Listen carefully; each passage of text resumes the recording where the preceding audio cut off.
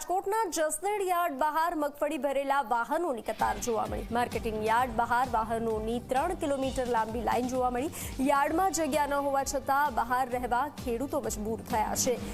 લાઈનમાં ઊભા ખેડૂતો માટે યાર્ડ કોઈ વ્યવસ્થા નથી કરતી। વરસાદની આગાહીના પગલે જળસી પલળી જવાની ખેડૂતોને ચિંતા છે। રસ્તા પર પાથરણા પાથરી અને ખેડૂતો રાહ જોતા નજરે પડી રહ્યા છે।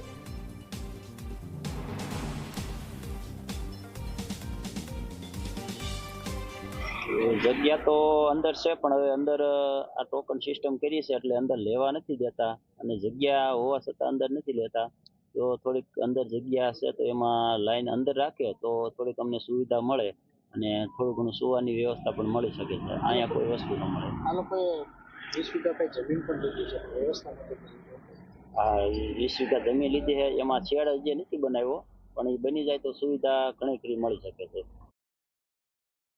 તો ખેડૂતોની હાલત કફોડી બની છે। વરસાદની આગાહીના પગલે જળસી પલળી જવાની ખેડૂતોમાં ચિંતા છે। 3 કિલોમીટર લાંબી લાઈન, રસ્તા પર પાથરણા પાથરી અને ખેડૂતો રાહ જોતા નજરે પડ્યા છે। રાજકોટના જસદણના માર્કેટિંગ યાર્ડ બહારના આ દ્રશ્યો, જ્યાં 3 કિલોમીટર લાંબી લાઈન છે। ખેડૂતો પરેશાન છે।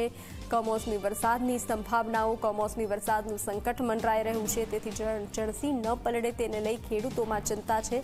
સાથે ખેડૂતોને લઈ કોઈ વ્યવસ્થા કરવામાં નથી આવી રહી અંદર। તો માર્કેટિંગ યાર્ડ બહાર 3 કિલોમીટરની લાંબી લાઈન જોવા મળી।